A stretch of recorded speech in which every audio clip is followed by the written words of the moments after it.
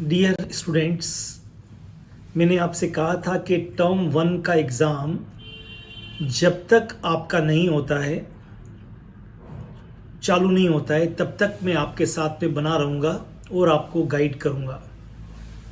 तो मैं आपको टाइम मैनेजमेंट के बारे में गाइड कर चुका हूँ, आपने थोड़ा बहुत फॉलो करना चालू किया होगा। मैं आपको फूड मैनेजमेंट के बारे में गाइड कर चुका हूँ, आपने उन फूड हैबिट्स को कोशिश की होगी कि आप फॉलो करेंगे। मैं आज आपको सब्जेक्ट वाइज गाइडेंस देना चाहता हूँ और सबसे पहले हम ले रहे हैं physics. How to crack this physics with good marks in term 1 exam, इसकी हम बात कर रहे हैं। सबसे पहले आपको सिलेबस मालूम है, टर्म 1 में फिजिक्स में आपका इलेक्ट्रोस्टैटिक आने वाला है, जिसमें 2 चैप्टर हैं। एक है इलेक्ट्रिक चार्ज एंड फील्ड्स और दूसरा है आपका इलेक्ट्रोस्टैटिक पोटेंशियल एंड कैपेसिटेंस। क्योंकि सिलेबस पूरा आपके पास होना चाहिए, नेचुरली आपको मालूम है, आप वैसी तैयारी कर रहे हैं, सबसे बड़ा इसका पार्ट है। सेकंड है current electricity, clear, current electricity ये चैप्टर आने वाला है। तीसरा है आपके magnetic effects of current and magnetism. Chapter 4 है आपका moving charge and magnetism. Chapter 5 है मैग्नेटिज्म एंड मैटर, ये उसी यूनिट के पार्ट है। यूनिट 4 है आपका electromagnetic induction and alternative current, clear, electromagnetic induction and alternative current, ये पूरा आपका सिलेबस है। देखो, सिलेबस पे फोकस करना बहुत ज़रूरी है और आपके नॉलेज में ये होना चाहिए कि कितना बड़ा सिलेबस है, किसका कितना वेटेज है।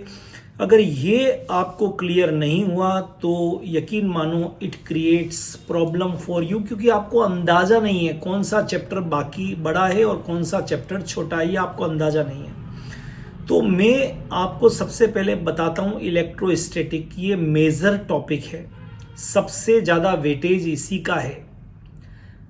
इवन पढ़ाते समय भी टीचर्स को सबसे ज़्यादा पीरियड इसी चैप्टर में लगाने पड़ते हैं और इसके 2 पार्ट है, एक है इलेक्ट्रिक चार्ज एंड फील्ड्स, दूसरा पार्ट है इलेक्ट्रोस्टैटिक पोटेंशियल एंड कैपेसिटेंस।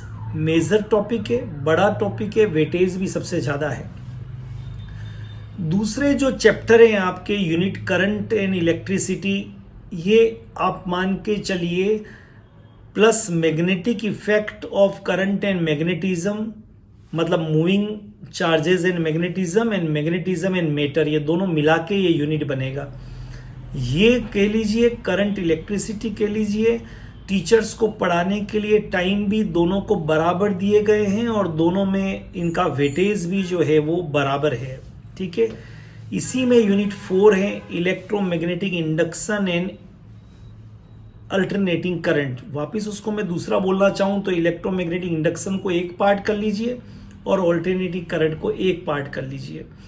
तो मोटे मोटे तौर पर जस्ट ट्राई टू अंडरस्टैंड, ये जो आपका यूनिट 2, यूनिट 3 और यूनिट 4 जो कोर्स में मोर एंड लेस, इसको पढ़ाने के लिए भी टीचर को बराबर पीरियड दिए गए।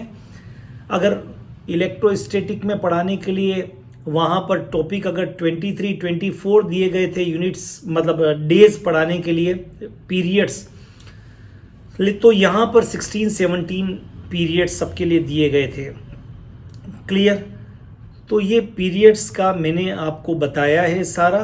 Now just try to understand. तो अब आपके दिमाग में ये बिल्कुल फिट हो गया है, बहुत क्लियर कट हो गया है आपके कि इलेक्ट्रोस्टैटिक जो है वो बड़ा यूनिट है और बाकी जो यूनिट 2, 3, 4 जो भी कुछ आपको दिए गए हैं उन पीरियड्स, उनके लिए पीरियड सेम थे, कम पीरियड थे।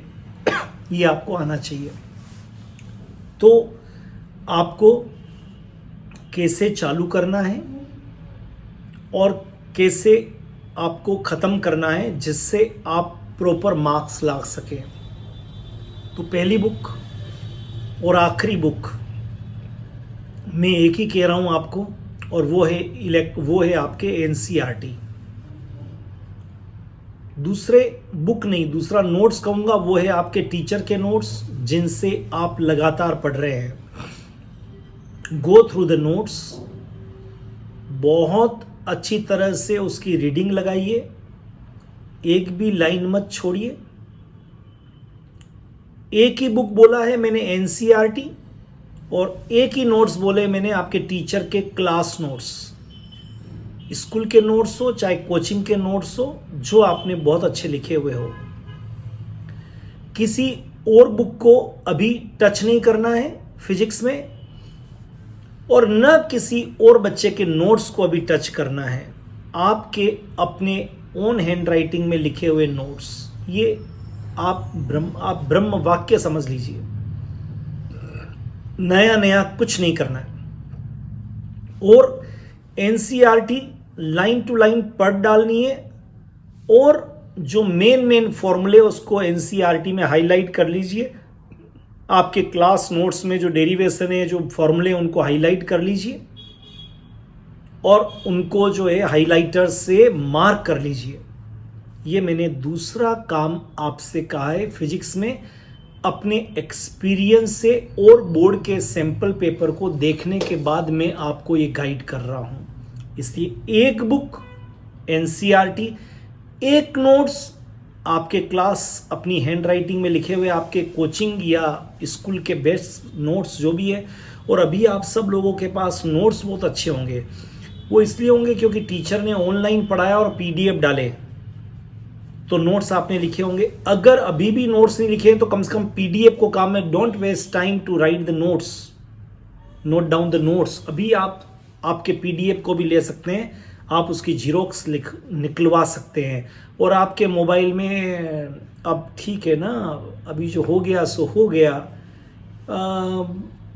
अभी कई बार स्थिति ये भी हो जाती है कि मोबाइल चेंज हो गया था, फॉर्मेट हो गया था, तो ठीक है किसी दोस्त से फोटोकॉपी ले लीजिए।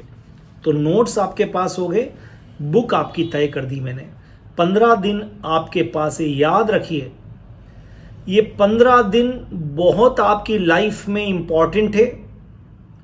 और ये 15 दिन 1500 दिन के बराबर बन सकते हैं अगर आपने मेहनत कर ली तो। और ये 15 दिन ऐसे ऐसे ऐसे खत्म भी हो सकते हैं अगर आपने इनको जाने दिया तो। आज ही, अभी से, इसी वक्त से मेरा ये YouTube पर भी वीडियो है, जो मेरे से पढ़ते हैं उनके व्हाट्सएप ग्रुप में है, और जो आपके दोस्त थे जो व्हाट्सएप ग्रुप में नहीं है लेकिन मेरे यहाँ नहीं पढ़ते कहीं, उनको भी आप फॉरवर्ड कर सकते हैं। अच्छा दोस्त वही होता है जो अपने मित्र को गाइड कर दे। फेसबुक पे है, इंस्टा पर है, सब जगह हमने इन वीडियो को डाल रखे हैं। ऐप पर भी आप हमारे ले सकते हैं। तो कहने लिंक है उनके, कहने का मतलब ये आप सबको गाइड करना। तो मैंने बुक तय कर दी और मैंने नोट्स तय कर दिए। अब क्या करना है, बुक में और टीचर के जो नोट्स है उसमें जो भी डेरिवेशन किए हैं फिजिक्स में, ध्यान से स्टेप्स को देखिए, और जो मेन फॉर्मूला है उसको आप हाइलाइटर से हाईलाइट कर दीजिए। गंदी करिए थोड़ी एनसीईआरटी को। फिजिक्स मेन सब्जेक्ट है, थोड़ा सा न्यूमेरिकल में गड़बड़ी होती है, इसलिए मैं कह रहा हूं कि इसको प्रॉपर आपको रोजाना, आज से 15 दिन रोजाना 2 घंटे फिजिक्स को देने, एट एनी कॉस्ट 2 घंटे फिजिक्स को देने ही हैं।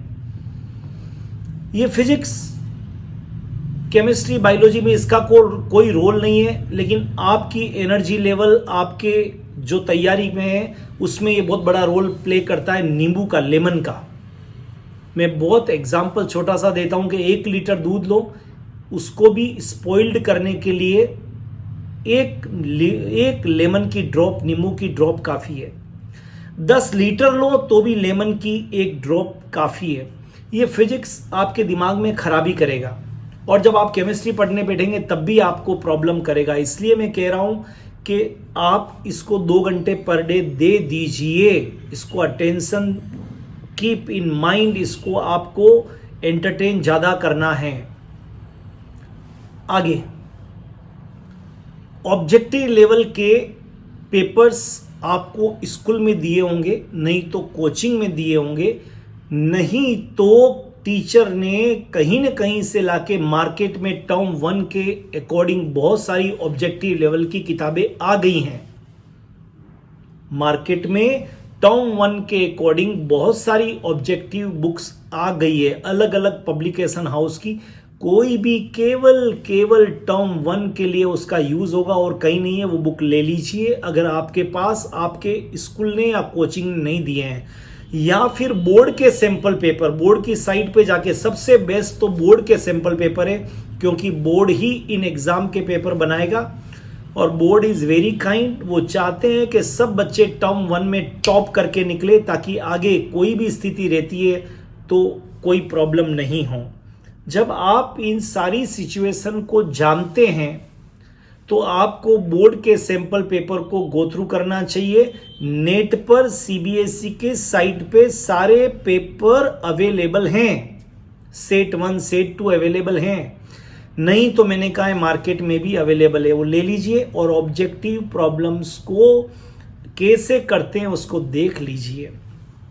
फिजिक्स में मैं आपको एक फंडा देता हूं, एक टॉपर का फंडा देता हूं मैं आपको। उसने मुझे ये कहा कि I was not very good in physics but I am very good, physics को अंडरस्टैंड कर सकता था मैं, बट मैं उसको रिप्रोड्यूस नहीं कर सकता था। ये मुझे एक टॉपर ने फंडा दिया। तो उसने कहा मैंने फॉर्मूले को याद किए, मैंने थियरी को अच्छी तरह से देख लिया, मैंने इनफैक्ट ऑब्जेक्टिव प्रॉब्लम को भी 2-3 बार पढ़ा। नाउ ये मैं टॉपर की बात कर रहा हूं, एक स्कूल के टॉपर की, जिसके टीचर को विश्वास है कि टर्म 1 में वो टॉप करेगा, अपनी स्कूल को भी कर सकता है, बाकी बच्चों में भी टॉप कर सकता है। वो बच्चा जिसको फिजिक्स की पढ़ने की उसकी ग्रास्पिंग पावर अच्छी है, लेकिन फिजिक्स में he is not very much good. तो कीप इन माइंड उसने ऐसा करना चालू किया। अब स्कूल में जब टेस्ट हो रहे हैं तो उसको बहुत सारे फॉर्मूले, बहुत सारी थियरी, हाँ थोड़ी बहुत न्यूमेरिकल में दिक्कत आती है जहाँ सॉल्व करना पड़ता है, बाकी ग्राफिकल प्रॉब्लम्स, डायग्राम वाली प्रॉब्लम्स वो बहुत अच्छी तरह से इतना दिमाग में उसने फिट कर लिया। इसलिए if you are not good in numerical, don't worry, forget about that. 70% part is theory, 70% part is formula, 70% part is definition, ये सब उसमें आता है। 30% 20% न्यूमेरिकल में आता है, जहां अप्लाई करके आपको सॉल्व करके निकालना पड़ता है माय डियर।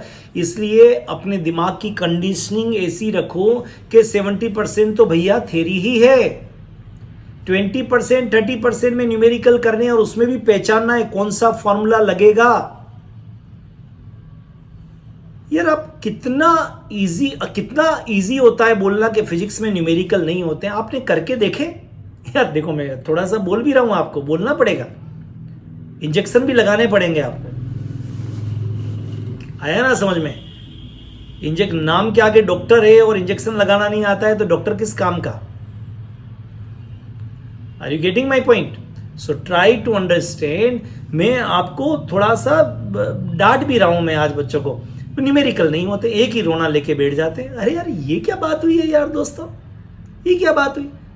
70% थियरी है, 70% में फॉर्मूले है, 70% में डेरिवेशन है, 70% में यूजेस है, 70% में डायग्राम है, 70% में ग्राफ है, 70% में रिलेशनशिप है, inversely proportional, directly proportional, units आती है। What is the unit of this, what is the unit of this, what is the unit of this. यार ये तो सब आपको आता है, बैठिए ना। 20% में कुछ गड़बड़ी है, न्यूमेरिकल आते हैं, उसमें भी देखो, पूछते हैं ये एक्सेलरेशन है कि आपके वहां पर मोशन वाले चैप्टर में है, या वहां इलेक्ट्रोस्टैटिक में करंट पूछा है, करंट क्या निकालना है, आप ये तो देखो क्या निकालना है। जब फॉर्मूले याद होंगे तो आप ये भी कर लेंगे। तो मेरी दूसरी आपको गाइडेंस ये है कि आप ऑब्जेक्टिव प्रॉब्लम्स को इन 15 दिनों में ज़्यादा से ज़्यादा करें, ताकि आपको मालूम चले which types of problem asked in the examination, what is the pattern of questions. अब आपके जितने भी सैंपल पेपर है बोर्ड में, उसमें डाला हुआ है कि 1 answer is correct, negative marking नहीं होगी, ठीक है। OMR शीट ठीक भर के आइएगा। इतने भोले बन जाते मेरी OMR शीट गलत हो गई। अरे यार OMR शीट आपको भरनी आती है, उसको ढंग से भर के आइए। उसका फॉर्मेट भी आपको हर स्कूल ने बता दिया होगा, टीचर ने बता दिया होगा, बोर्ड में सब लोग आपकी हेल्प करना चाहते हैं, बस आपको अपनी मदद करेंगे तो आगे बढ़ के आप इस एग्जाम को क्रैक कर देंगे। एक और चीज लास्ट में बताना चाहूंगा फिजिक्स के पॉइंट ऑफ व्यू से, अगर कहीं कॉन्सेप्ट में डेरिवेशन में प्रॉब्लम आ रही, अपने टीचर से 15 दिन है आप पूछ लीजिए, प्लीज अपने टीचर से एक बार कंसल्ट कर लीजिए, वो गाइड करेंगे आपको। एक और चीज जो लास्ट में ऐड करना चाहता हूं मैं, don't miss the class. School से या कहीं कोचिंग जा भी जा रहे हैं, बंक मत मारिए, क्योंकि आपको मालूम होना चाहिए क्रिकेट की टीम जब क्रिकेट का मैच होने वाला होता है तब ज्यादा प्रैक्टिस करती है, ज्यादा वार्म अप करती है, ज्यादा आइसोलेटेड रहती है, ज्यादा कोच के साथ में रहती है, ड्रेसिंग रूम में मेन सारी योजना बनती है। तो आप इन 15 दिनों में, कई स्टूडेंट्स बहुत गलत कर देते, तैयारी है मेरे एग्जाम में, घर बैठना है, वो घर बैठ के कुछ नहीं करते, सोते हैं, मजे करते हैं और टेंशन में और रहते हैं। यहां पर आप आओगे, 4 दोस्तों से मिलोगे, मोटिवेशन मिलेगा आपको अपने स्कूल में, कोचिंग में, तू कितना कर रहा है, मैं कितना कर रहा हूं, टीचर गाइड कर रहे हैं, आप आगे बढ़ेंगे, प्रॉब्लम सॉल्व होगी। तो ये गलती आप मत करना कि आप घर में बैठ जाएं तैयारी के लिए, ये गलती मत करना। ये नीट का और आईआईटी का एग्जाम हो तब बंद करके कमरा बैठना, ये बोर्ड का एग्जाम है, अभी आपको पहली बार बोर्ड इस तरह से हो रहा है, आपको सारी चीजों को समझना है। तो मैंने आज आपको फिजिक्स के लिए कैसे पढ़ना है, मैंने बहुत नट शेल में जो आपको फंडे दिए हैं, वो वही फंडे दिए हैं जो मैंने स्टूडेंट से जाने, जो कुछ नहीं थे और आज टॉप कर रहे हैं उनकी स्कूल को, कि उनके ऊपर ट्रस्ट है। एक बुक एनसीईआरटी, एक नोट्स आपके class notes, handwritten notes, नहीं तो जीरोक्स नोट्स या पीडीएफ अपने टीचर के, और कुछ नहीं। ऑब्जेक्टिव प्रॉब्लम करना है 15 डेज तक, 2 hours per day, 2 hours per day. Go through the board sample papers, नहीं है तो बुक्स मार्केट में बहुत अवेलेबल है, उसी पैटर्न पे एसर्शन, रीजन, पैराग्राफ, व्हाटएवर आपको करना है उसके थ्रू करिए। No negative marking, OMR sheet properly भर के आना, 2 घंटे रोज फिजिक्स को पढ़ना है, और फिजिक्स की इंपॉर्टेंस मैंने आपको बता दी है। आई थिंक आपको ये सारी बातें आ गई होगी, ये कुछ समय दे के इसको देख लेंगे, अपने दोस्तों को भी फॉरवर्ड कर देंगे, तो कीप इन माइंड, उनके दिमाग में भी ये फंडा क्लियर हो जाएगा कि न्यूमेरिकल से ही कुछ नहीं होता है, 70% पार्ट दूसरा भी है। लेकिन अगर वो दूसरा पार्ट अच्छा कर लेते तो न्यूमेरिकल में फॉर्मूला अप्लाई करके आप कुछ कर सकते हैं, अप्रोक्सीमेट आंसर पे पहुंच सकते हैं। ऐसे तो ऑब्जेक्टिव एग्जाम बहुत अच्छा भी होता है, 4 चॉइस होती है, लेकिन ऐसे एग्जाम में एग्जामिनेशन बहुत खराब भी होता है, क्योंकि 4 जो ऑप्शंस होते हैं वो आपको कंफ्यूज करते हैं। तो सारी बातें, लेकिन अगर आप अच्छी तरह से प्रिपेयर करेंगे तो आपको प्रॉब्लम नहीं आएगी। All the best, have a great time.